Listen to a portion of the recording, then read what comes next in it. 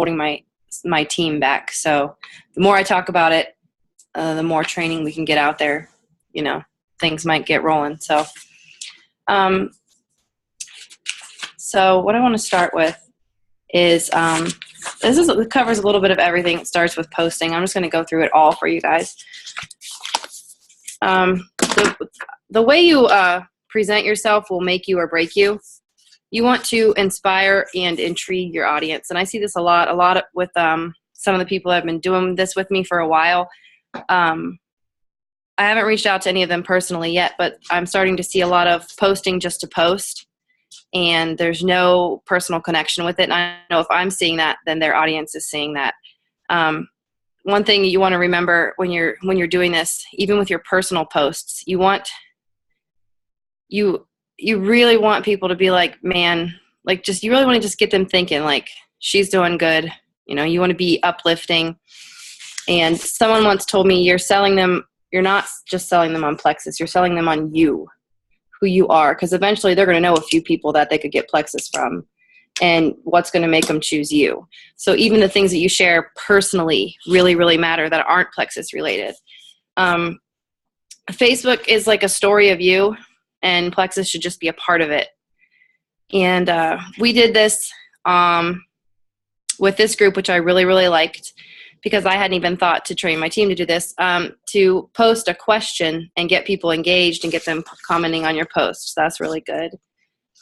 I think one of the best things you can do is it almost seems kind of fake, you would think, but I kind of promote my Plexus, my business, and even my team as if we're already an Emerald team, as if everything we do is the best thing ever. And you really want to play it up, and it's not being fake, but that's how you're going to intrigue and inspire your audience. No one's going to want to buy Plexus off somebody who's like, yeah, it's going okay. So you want to, excitement intrigues people, is what I wrote. So you have to be passionate about it. And one quote that I loved, and I don't know where I heard it, but they said, I think it was Molly Orr, she said, passion has a sound. So if you're passionate about it and that's coming through, people are going to really perk up. Nurturing relationships, staying connected with your non-Plexus friends. This is one thing that I've kind of been letting fall by the wayside because I'm working so hard and I'm making such good friendships with my Plexus people. And you really want to make sure that you aren't letting those other friendships fall off. Go to their pages. This is another good thing that maybe I hadn't even noticed. But once you start making so many Plexus friends, they fill up your newsfeed. And that's a really amazing thing because you get great things to copy and paste and post, and you get a lot of support, and you love seeing what they want to post. But what you don't realize is that's taking up a lot of those other hundreds of people that you used to see. And so one thing that I suggest that people do is go to people's pages. Search a name and say, oh yeah, that's so-and-so. I haven't seen her post anything in a long time. Well, it's because your Facebook is now flooded with all of your Plexus people. So go to your actual friends' pages, your old friends' pages, people you haven't seen in a while. And at Super Saturday, Tamara Holloway told us that what she actually had to do, because she had so many Plexus friends, is she had to make groups. And I didn't even know you could do this on Facebook. You can separate them somehow. I don't know how. If anybody knows, feel free to share after this.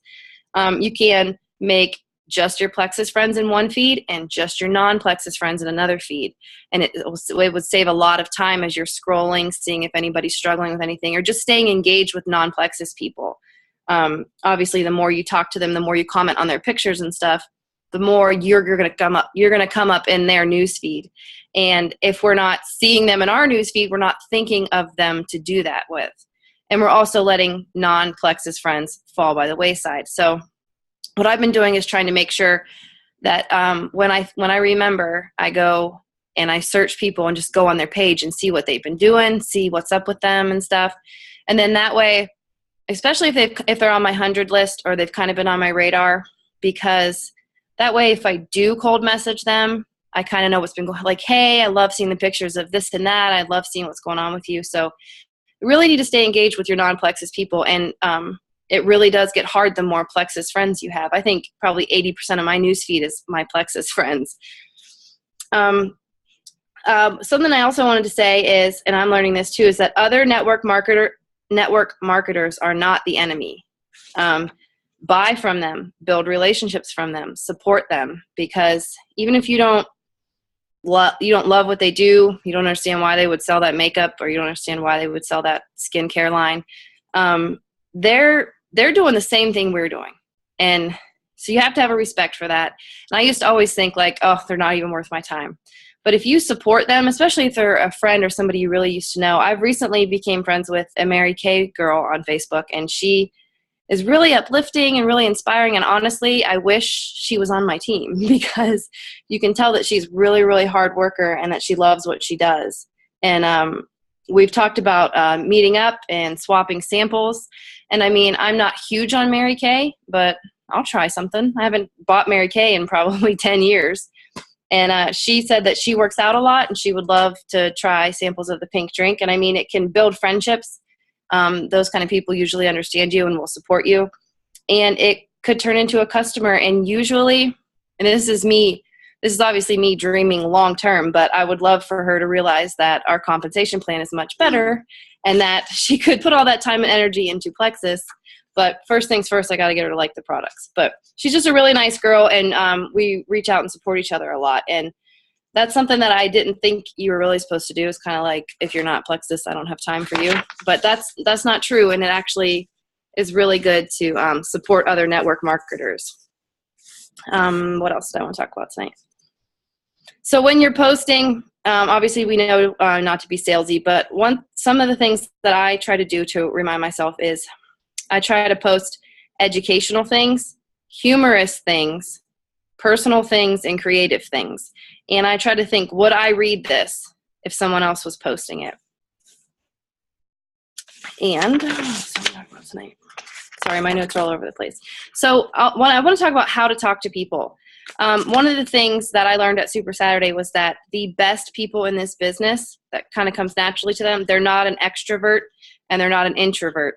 They're actually something called an ambivert, which is somebody that doesn't talk too much and doesn't talk too little.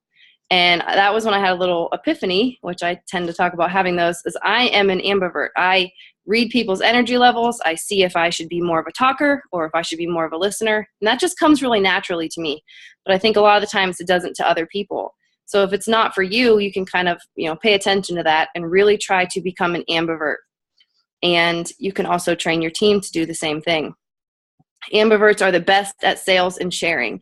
And that's in a Victor Antonio video, and I need to find that and share that on my team page. So one thing that you want to do is have something called an elevator speech, and that is where it's 20 to 30 seconds long, and you want to, it doesn't have to be totally scripted, but you want to really know, you want to be able to explain what Plexus is in layman's terms and why it is so important to you. It's called an elevator speech because it's something that you would tell somebody if you only had enough time on an elevator for them. Like, hey, what are you at this convention for? Oh, well, Plexus, it's this, this, and this, and I love it because of this. Have you ever heard of it? If you can practice some form of an elevator speech, then talking to people in person, talking to people in cold messages will all become a little bit easier. And one thing that Victor Antonio said that I really loved is the stick shift analogy. And this is really true. I follow up with people from back in April, May. The way I talked to them was horrible. I don't know how I ever started getting people to try Plexus because I was not good at it. The more you do it, he said it's like learning to drive stick shift. And that's very, very true. You just have to start doing it more and more and more. The more you do it, the more you realize what works for you, what doesn't work for you. So you want to be an ambivert and you just want to start talking more. And the more you do it, it's going to start, eventually you don't even think about it. People who drive stick and they know how to do it, they switch those gears without even thinking about it.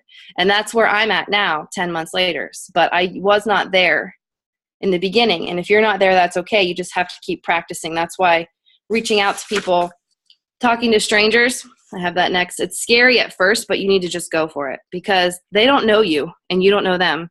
And if they totally blow you off or they tell you no, you don't ever have to talk to them again. So cold messaging is actually one of the greatest ways to get used to talking about it. So then if somebody that you know in your social circle asks you about it, well, you've already done 50 cold messages in the last 3 months. So you you're a little bit better at driving that stick shift, and you're going to seem more credible to the people that are actually interested.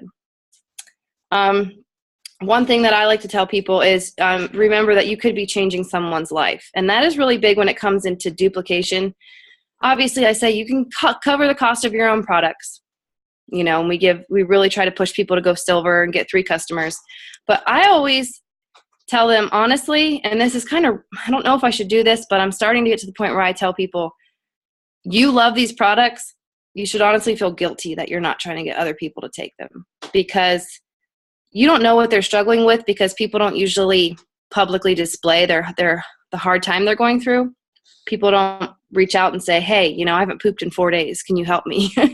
Or I struggle with anxiety. We keep those things to ourselves. And if they won't open up to you until they see you posting about it, or unless you reach out to them and say, hey, it helped my anxiety. It helped me poop, you know, and by being very, very vulnerable and open like that, then, you know, you guys know all this. But I think we need to really start reminding our downlines that are just starting to work the business that you have, you know, you could be changing someone's life. You could be the difference between somebody, you know, sleeping better at night, somebody getting off of a medication. I always, this is what I share with people because it's my biggest health testimony, is a girl that I went to nursing school with. Her sister was in stage 3 kidney disease. And now she is on my team. Her kidney damage has reversed and her life has changed. Her thyroid is better. She has energy to work out now. And I share that with people. And I'm like, there could be somebody that would purchase off of you. Sorry, my son's awake. What do you want? Okay, you need to go upstairs right now. Sorry, guys. So I think as far as like, you can equip them with, you can equip your downlines, you know, hey, cover the cost of your own products. It's really easy. Do this, do that, have a sip and see. But I think sometimes if you really kind of lay the guilt on, like there's somebody out there, you could be the person that's going to change their life. Then that really gets people thinking. And then also with duplication, there are 5 things that you want to do with somebody who says, hey, I want to work this business. And I know that they all say that in the beginning, and then they drop like flies. So one of the 5 things that you can do to help the duplication process, and this is something that I struggle with, I'll be very, very honest. My team does not duplicate like other teams do. So I really have been really struggling with this, and I'm going to try to start implementing these and teaching my team to implement these. First is you want to get them to write down their why and their first couple of goals. And they can be really simple: 3 customers, 500 PV. One of my girls' goals is just to post about it every other day, because she's doing a review, a 30-day review. So that's, I mean, whatever they feel comfortable with, because remember, this is very, very new to them. So very simple goals, and then write down their why.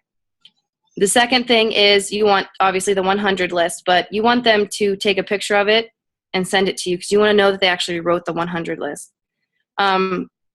Get 3 three-way calls set up. So with 3 of your downlines, it can be with their potentials. It can be with a customer that they want to go wholesale.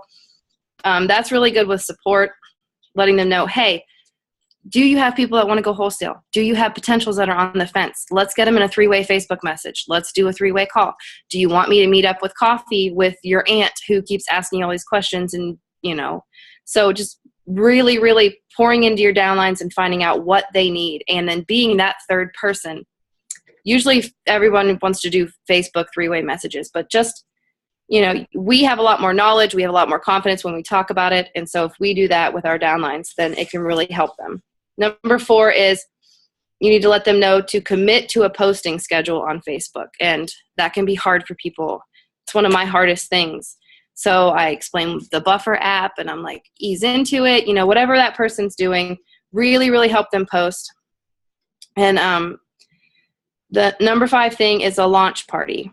And I actually haven't done these yet, but I had a downline that did it with another downline, which was awesome. Not very many people got on. You can do one in your house, like a little mini sip and see, hey, I'm doing this Plexus. We're just going to tell you about it. Leave your wallets at home.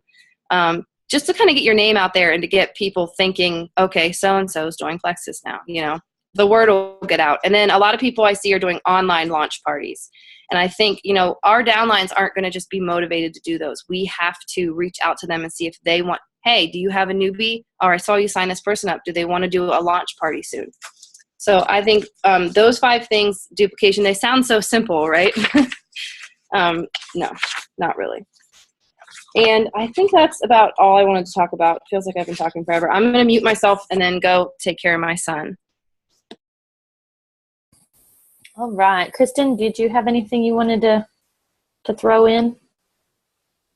Something that I see from some of my teammates is they're really good about posting, and they're getting very personal with it, but that's all they're doing. That's all they're posting.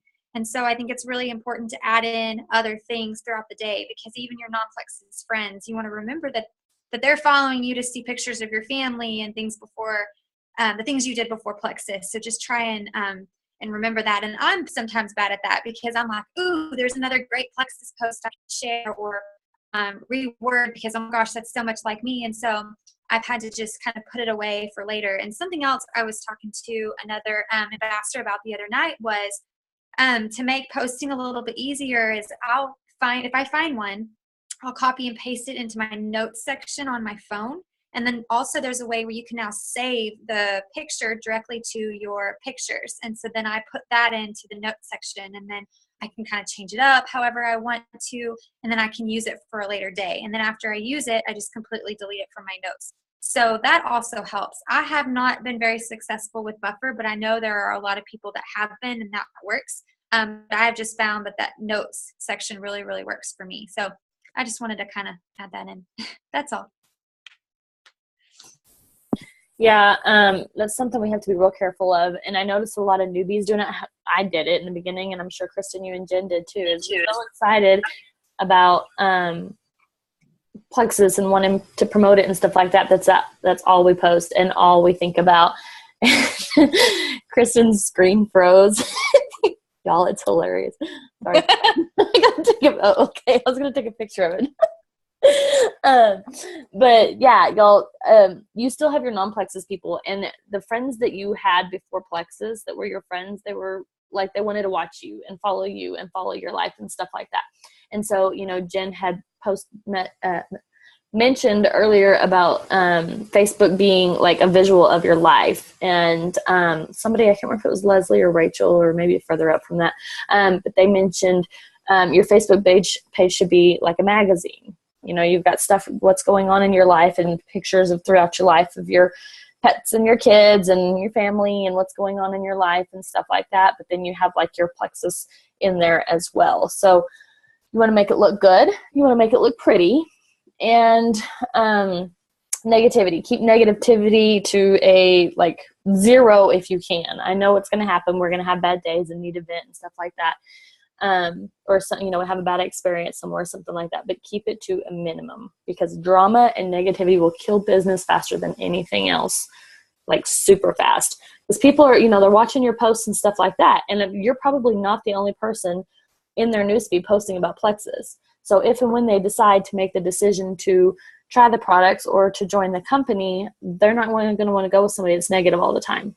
So just think about that in your posts, and make your page and make your Plexus posts, make them presentable. You want to be salesy without being salesy, basically. Don't be like, hey, try this for, X amount of dollars for 60 days and let's see your results and stuff like that. You want to post like what the products do, what the ingredients in the products are for, what they target, why they have those ingredients in there. Post testimonies, what it's worked for you and stuff like that. So just be mindful of what you're posting, how you're wording things as well. They want to see what Plexus is doing for you. They're your Facebook friend. Exactly. Well, that's all I had. Does anybody have any questions about anything? Or anything they want to add or take away or anything? I do want to add something really quick. Okay. It's just an experience I had today that just was mind-blowing for me. And It kind of goes back to the beginning when you were talking about, like, making sure that people have faith in you as a person and, like, accountability, and that they know that what you're posting means something and it's not just to post to make money. Right. I had a girl, for those of you that don't know, I'm a nurse and I work level 1 trauma, and I'm the charge nurse on my unit, and we were short a nurse today. And I had a nurse float to me from another unit, and she just happened to be a girl I went to nursing school with years ago. She's on my Facebook page, but the last time she reached out to me was when I first started taking Plexus, and she actually tried to sell me on a different protein shake. No, thanks. Well, today she decided that she was very interested in the products only because she knows my background. She knows that I'm not going to take something that isn't healthy for me. She knows that I'm not going to give it to my husband. And because she knew that it was something that I had done my research on, she said tonight when she gets home, she's probably going to go ahead and order the triplex package. Well, just in talking to her on my unit, I now have 5 new potentials that are all considering purchasing within this next week.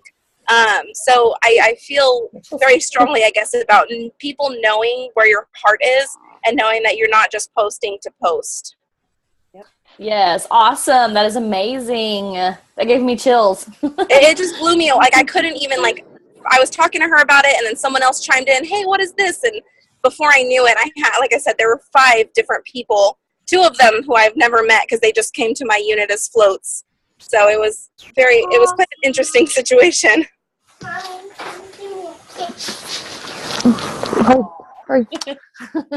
Sorry, y'all. His little hair's all slicked back. He just got out of the bath. It's never like that except when it's wet.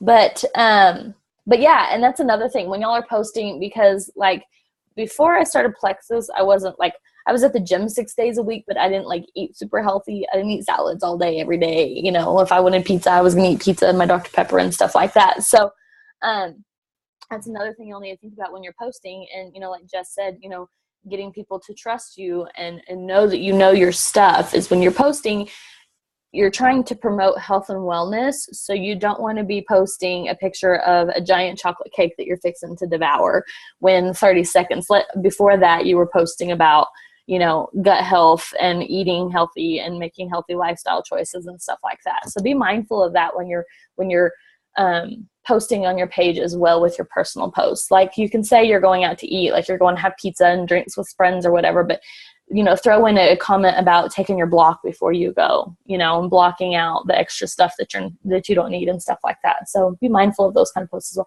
because that's going to build people's trust in you as well, because they know you're working to get healthier and be better about making of your choices and stuff like that. So if you're posting about that, then they're going to be more likely to come to you and trust you because they'll, ask you about recipes or that kind of workout stuff. I have people ask me about workout stuff all the time. So be mindful of that as well. Anybody else have any questions or anything they want to add? Hey, Jessica, I had a few notes on the compassion filler that you had said you didn't have any notes on. Yes, go ahead. I don't have the guy's name either, and I was Googling it and couldn't figure it out. I think his name is Big Al. Yes, yes. Okay. Thank you. Yeah. I didn't want to look stupid. Is that his name? Yes, Yeah. that's his name. Another part, and then I was like, I think he did both, but okay. Anyway, I had written down under compassion, people put faith in those who care beyond themselves, and you want to make sure to show compassion to the needs of the team, as well as showing compassion for those who leave as well. We kind of talked about that last night. And then also it said to listen and don't talk. So that was all I was going to ask. Awesome. Thank you. Yeah. Yes. Thank you Jen for remembering that. Yeah. He did right at the beginning and we were all like, ah! Yeah. Well, and he did actually several things. He did several things at convention. I don't have a whole lot of notes I think I recorded a lot of those. So I took notes. But yeah, I'll see if I can get a video on that. And then also I forgot to record at the beginning. I started recording when Jen started talking. So I will post this video for those who are not on there. And then I will type up notes on these, the pillars for success. So anyways, if nobody has anything else, then that is the end. We are done.